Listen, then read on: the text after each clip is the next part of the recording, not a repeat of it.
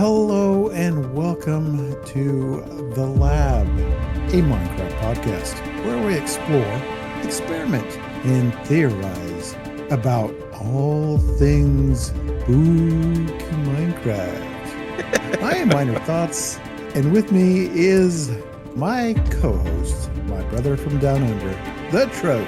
Hello, Minor. Considering we've done that, I signed into Discord before and it made spooky sounds at me. I don't know what's going on. It must be Halloween season. yeah, it is Halloween season. It's in the in the Discord sounds. It's a little bit in Minecraft, and it's also on Interrealms. It's on Interrealms in a big way, which we'll talk about in a little bit, I'm sure. But yeah, it's mind-blowing what's been going on Interrealms the last month or so. Everyone has stepped up massively when it comes to the Halloween side of the mining and the crafting.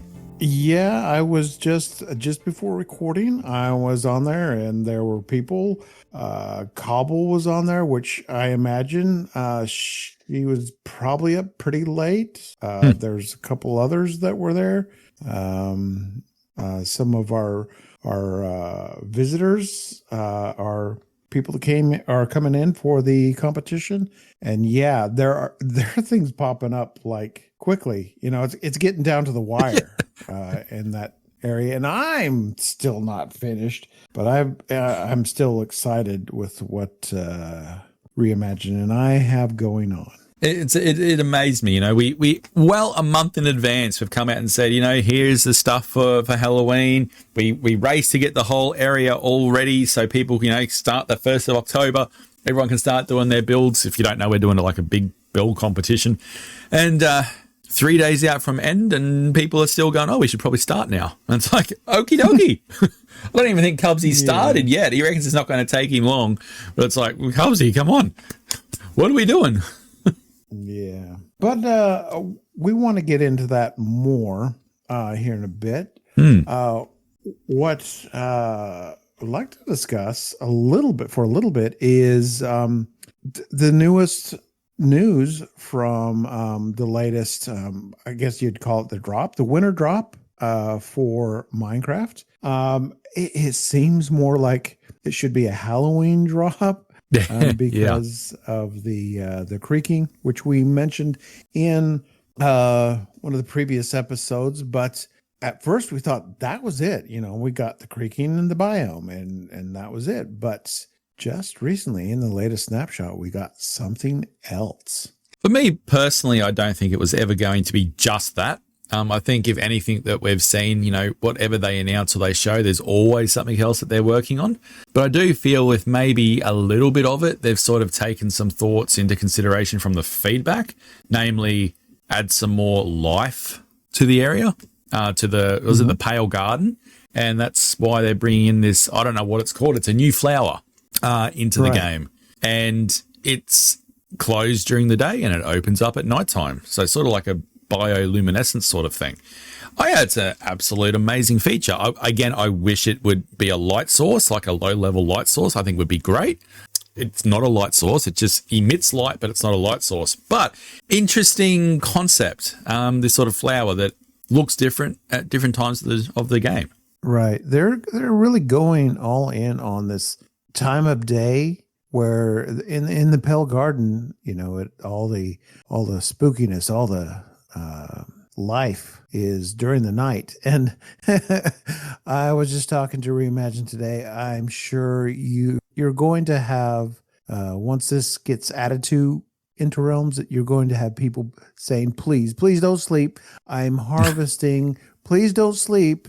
So it's just one of those mechanics they put into the game, which I think it's going to make it interesting. And harvesting it in its different forms will provide different colors of dye, which is, it's different. I like it. I mean, again, I wish it would be a light source. Like if something to me, it's sort of like the glow item frames. If something is glowing or it's putting out light, it should be a light source, even if it's a light level of 1.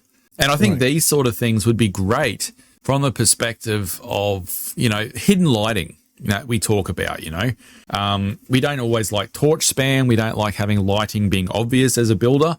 And, having a flower that, you can put in there into the landscape that would act as a light source, even if it's a very, very low one, I think is another good option. So I'm disappointed on that front. And it's actually one thing I specifically went and read through all the logs and all the information to see whether it was a light source or not. And it's unfortunately not.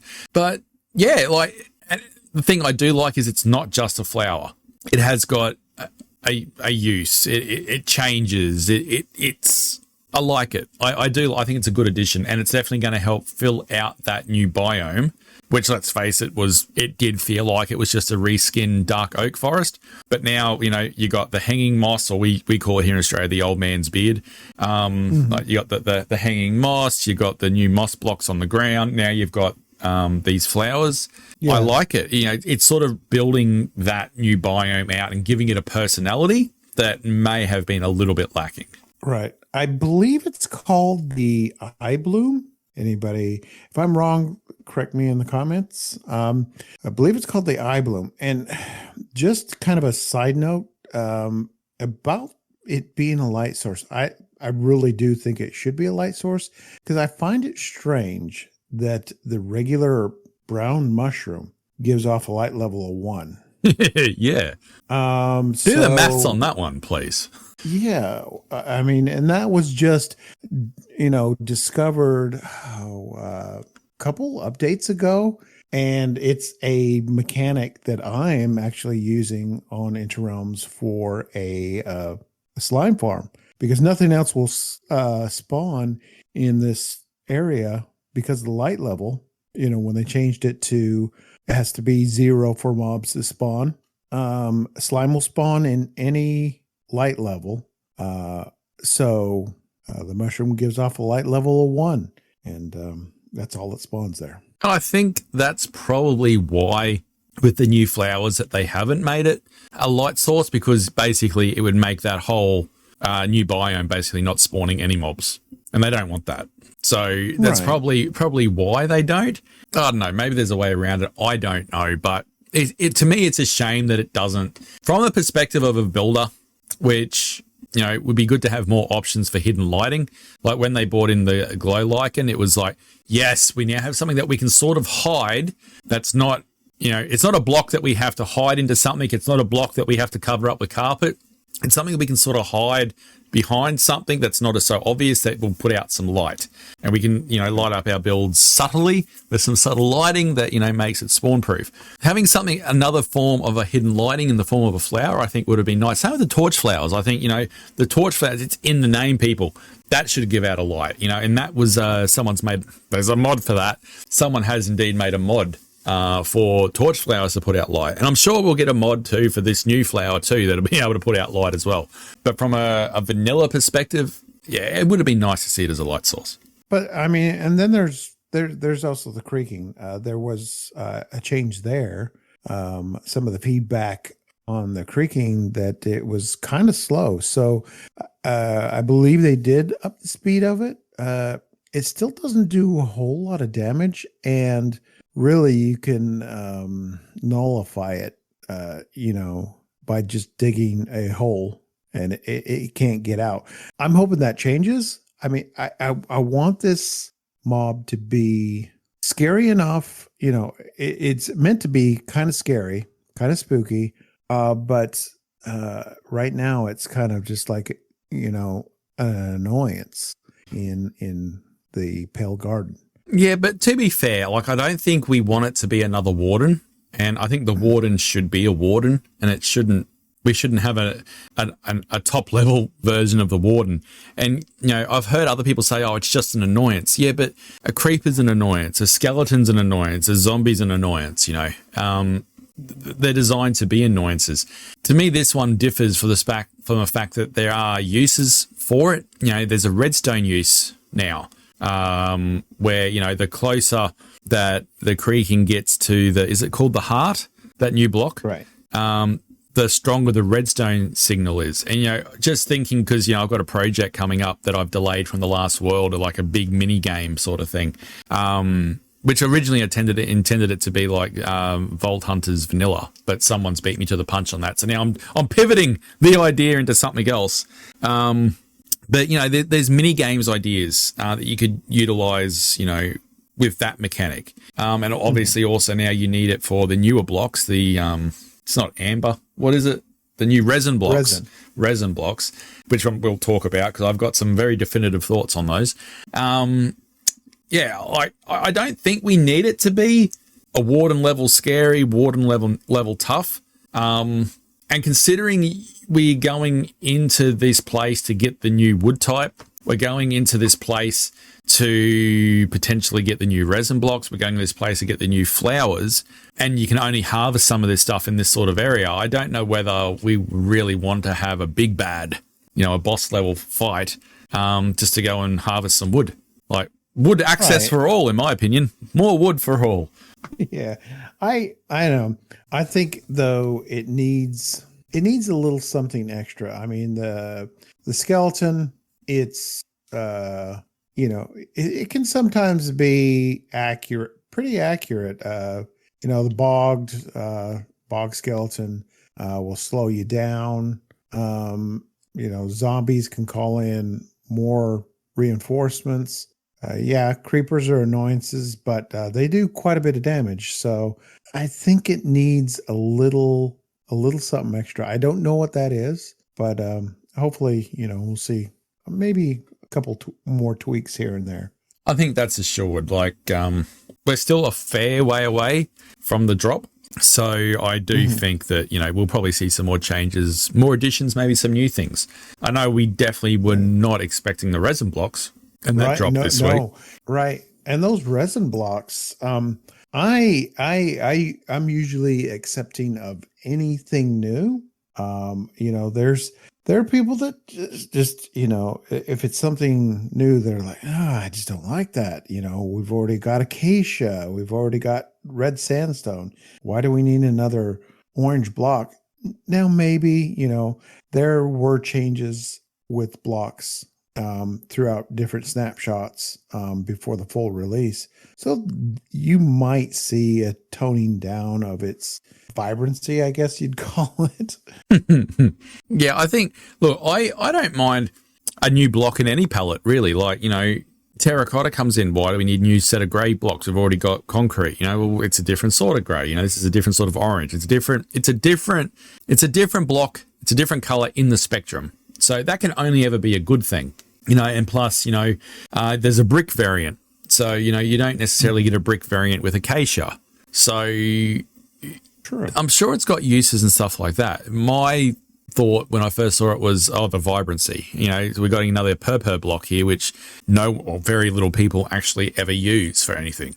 It's one of those blocks you sort of just leave on the side. So, it's to me, it's the colouring of it is too in your face, if that makes sense.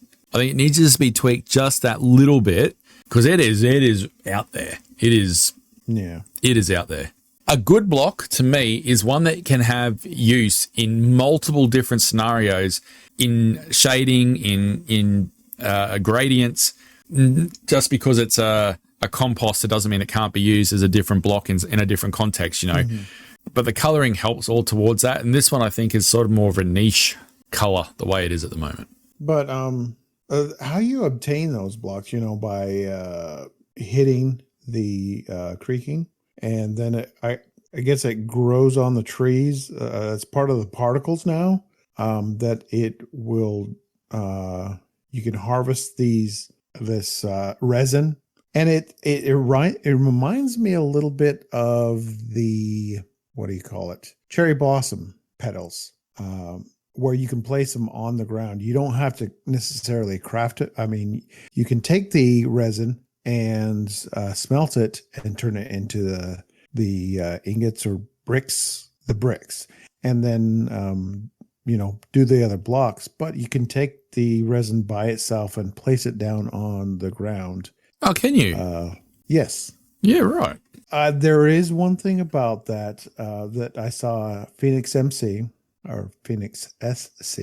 Sorry, Phoenix showed that's being pointed out that I see fixing is that once you place this resin on the ground, it basically makes it so mobs cannot pathfind to you. They cannot reach you. You can stand in the middle of a field of resin and they cannot get to you. All right. Yeah. So, but by the same token, though, like if you put a bush under the ground, a berry bush, and then put carpet over top of it, that does the same thing. Yeah, he's hoping that it's intended. But like when what was it?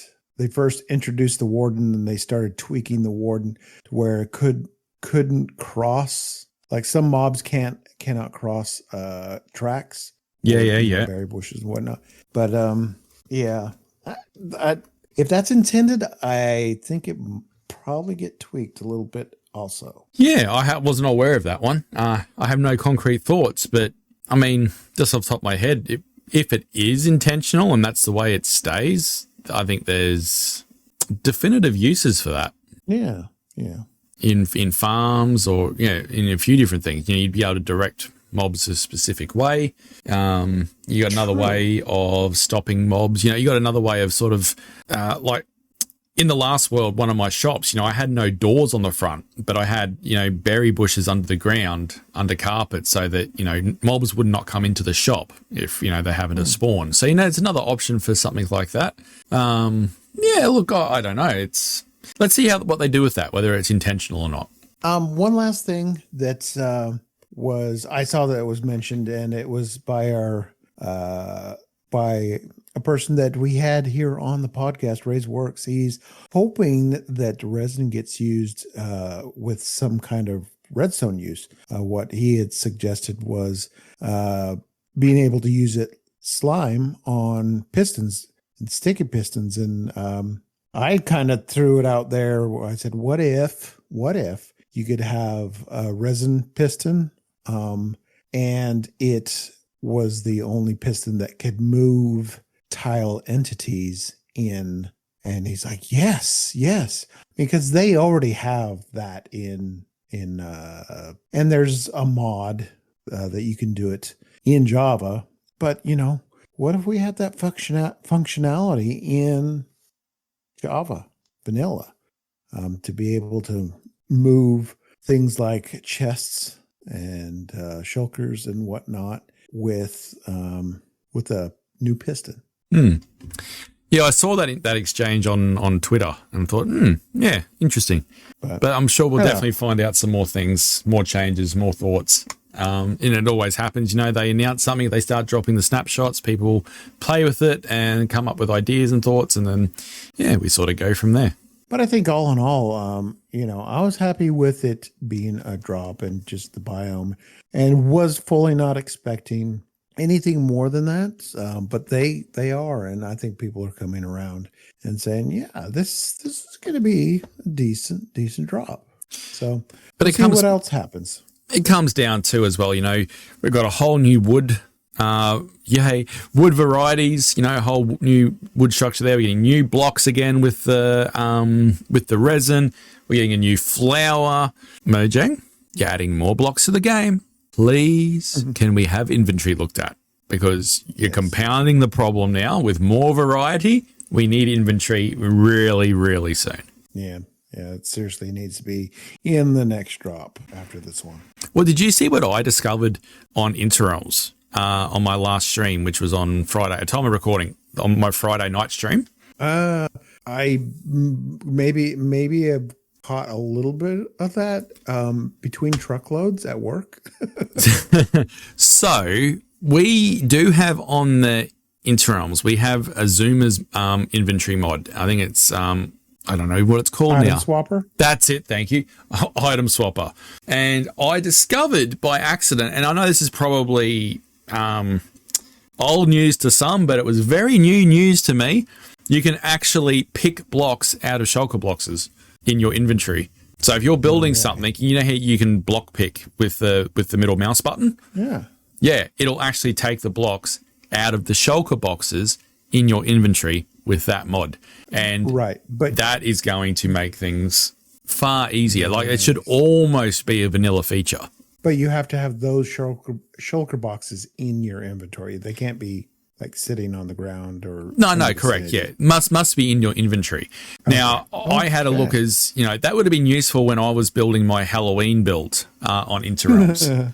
Because I had I did a build that was like 90% glass, and when I was building it, if I could have just had all the glass in one or two shulker boxes put to the side and all the glass variety, so all the panes, all the different colors, the color variations, etc., just in two shulker boxes taking up 2 inventory spots only, and then the rest was, for all the other blocks. Oh, my life would have been so much easier. The amount of times that I had to fly down, change over some inventory, restock on glass, fly back up, and it's a tall build, like it's a lighthouse. Mm-hmm. It's a tall build. It's just, if I had have known that a month and a half ago, my life would have been so much better. Wow, that's going to make time lapses look more fluid. Well, I look at when I did the mountain front on my Greek fantasy build. It's only a 30,000 block build. Some people say, "Oh, only 30,000," but only. But it's so much variety in that 30,000 blocks. Just different sorts of woods and terracottas and different stones, etc. And it was such a pain in the butt to have to, I need this block now, fly down, or I'm on this section of the build. Oh, okay, I've got to go and change my inventory over now. It would have helped then as well. I can see that being absolutely a massive advantage. Well, speaking of our Halloween on Interrealms, this has kind of been a tradition for us to do like a Halloween area. Mm-hmm. Way back in season 1, I remember World 1, we had a Halloween area, and I Reimagine and I participated in that one, and I'm kind of going back to those roots this time around, where it's just kind of more of a experience walkthrough type thing. I don't want to spoil too much, but that brings back memories, and I don't think we had one in World 2. No. But there was one in World 3. Yeah, if memory serves correctly, we didn't actually have a Halloween on World 2 because it was only a 6-month thing that we had. Yeah. Because the update was split. Correct, yeah. So we did a little, sort of like what Hermitcraft did a little interim sort of thing, which incidentally, season 1 was 8 months, season 2 was 6 months, but it felt like it was a lot shorter. Mm-hmm. Strangely, don't know how that worked, but but we've done our Halloween area, every world except for 2, and this time round was I was blown away. Cubsy and myself took it upon ourselves at the start to do the entryway to the Halloween district. And we had a very, very simple little plan. We were just going to do a gate and with a fence around the build area. We're going to make a little haunted little hut up on a hill just to put some resources for the guests to use. Then we were going to just do the little portal with a little witch's hut, and that was about going to be it. That was all we were going to do. Then we asked Cobble to get involved and do a little witch hut. It came out the size of a small mansion, and say, oh, okay, that looks amazing. Then Cubsy started terraforming the swamp, and it's like, what is going on? And then Pixie come along and said, I've got to build, where can I put it? And it's the size, it's enough to blot out the sun. It's huge. And all of a sudden, I'm sorry. Every time at our main portal, for the main hub portal, every time I come out of the portal, all I see is dragon butt. That is true. That is true. This way to the Halloween area. Follow the butt to the Halloween. But it's like that area, and obviously then Elaney got involved by doing the nether side of the entryway, and then Turtle Divas got involved by doing the Lazy River entryway, which is just an amazing Lazy River ride. If no one's done it yet from Interrealms, please just go and have a go at that. It's just an awesome, awesome ride. And then I just started adding in little like ruined ruined little builds throughout the area. And all of a sudden, I think we were working on it for like 2 or 3 weeks, like this little team that sort of organically grew. And it just took on a life, this area. It became something out of nothing. And I think it's one of the best community build projects I think Interrealms has actually ever had. Just the way it just organically emerged from, we're going to do a build competition. We need a little entryway to the area, to the district. And it just emerged. I look at what's going on now and I'm like, wow, what does the future look like? Because what I'm seeing, from some of the builders, is just blown away. And like we had in the previous episode, I'm getting over my feelings of imposter syndrome, of feeling like I don't belong, and just kind of enjoying being these amazing people. Yeah, and I think that's the key thing is when you're doing a community-based central area, it's the time and the fun that you spend with people along the way. When I was building the lighthouse, which I'm still not sold on the final product of it, the way it's come up, but I'll have some photos over on my Twitter or my X soon of that one.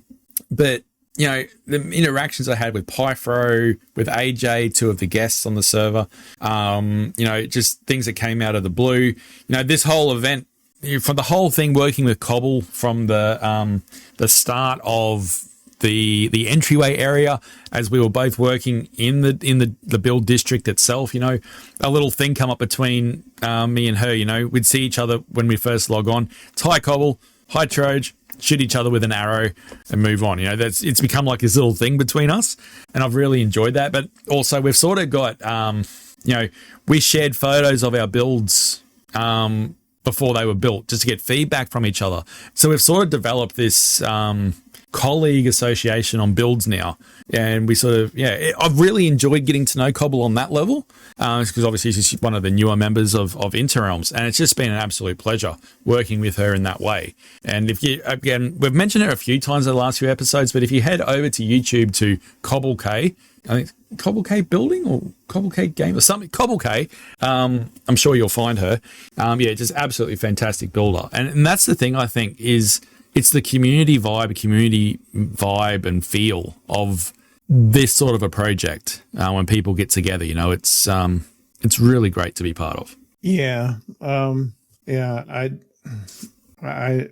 really, really speechless, and I'm hoping. I mean, did you say we had 3 days left to get done? Yeah, from now onwards. Yeah. Is that? Well, I mean, wow. we are having a community event on the 2nd of October, where it'll go for a few weeks. You mean November? That's exactly what I said. I didn't say the wrong month at all. I have invented a time machine. No, on the 2nd of November, we're having sort of our wrap-up event. So the guests, us, maybe hopefully some guest judges are going to come on as well. I'm hoping. We're going to invite some, see what happens. We're going to go through the district. We're going to have a look around. You can show off our builds, etc., etc. Then we're going to head on over to the mini games district, maybe play some mini games, but we're definitely going to play hide and seek in Cobble's haunted mansion, because she's been adding to that, and that was a whole heap of fun. And then we're going to probably head over to Mika's base for some photo opportunities. He's done a really nice build for his guild hall, and we're going to get some photos. He would like some photos of people there to sort of fill out the guild hall, so we're going to help him with that. So it should be a whole lot of fun. So, yes, while we only have, at time of recording, maybe 3 or 4 days to get the builds finished, you probably got more like 5 or 6. So don't stress just yet.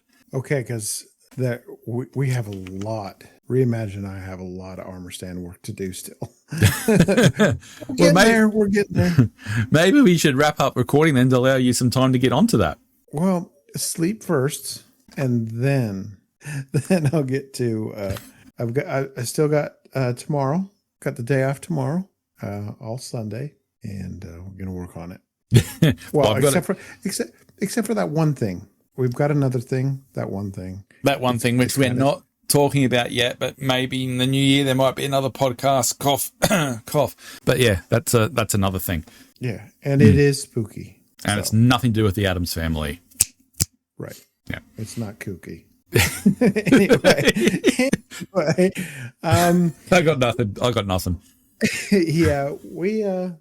We'd like to know, what in Minecraft are you building in for Halloween? Tell us in the comments. Let us know. If you want to find us on Twitter or X, show us a picture of your build in Minecraft for Halloween.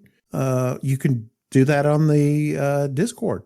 We have a Minecraft picture share. Do it on the Interrealms Discord. Show us what you're building for Halloween. And then where else do we have the socials? You can reach us at our email, minecraftlabpodcast@gmail.com. And we are now on Blue Sky because, Bandwagon. Sorry. Yeah, we're just on the bandwagon. So you know what? I don't even know what that thing is, but just search us. There's not many people over there. Just search us on Blue Sky if you're there and hit us up. Yeah, we're now on Blue Sky, so you can hit us up there. Let us know. Share your pictures, your Minecraft pictures with us, and yeah. But and when you do share the photos, just make sure you tag us or you add us or something, because we definitely would love to see it. And in terms of what the other thing that we're working on, obviously we are part of the Interrealms network, podcast network, and the podcast network for the Interrealms brand is going to be a focus in 2025. So obviously we've already got the Lab podcast, which you're listening to, and thank you very much for your continued support. It keeps going from strength to strength month after month. We look at the figures and sort of blows us away at times. But also we've got Minor, your other podcast at the moment. Yes, Does It Adapt? That is with my son, Josh, or they call him the Bearded Bard here on Interrealms. And we talk about adaptations of all kinds. Movies, TVs, books, comics, video games, anything that's been adapted, whether it's good or bad. That Star Wars episode was a particularly good one, I thought. I think it's your best one yet. Yeah. And we also have the Dad and Lad Chuckles and Change podcast. That's with me and my son, DTG. We take a humorous look back at the change in generations, from generation to generation. That is coming back for a season 2 very, very, very shortly. And we also have Oversimplified by the amazing Keegers, helping you not get caught up in online scams and whatnot. We do have some other shows in pre-production, shall we call that, at the moment. Some other podcasts and some in the theory stages. So the podcast network for Interrealms is going to be a focus for 2025 for the Interrealms brand. So if you love your podcasts, it's one to keep an eye out for. And we'll keep you guys updated as this sort of all takes shape. And something very important that I'm looking for. Shall I just spoil it, Minor? If you don't, I will. Oh, wait. I've got the gag order coming up from Keegers at the moment. To putting a gag up. No, sorry, we can't. We're going to have to cut there. Sorry, we'll have to talk to you next week. Well, folks, if you have made it this far, we appreciate you, and you are awesome. We'll see you in the next one. Thank you for the continued support, and we will see you next week.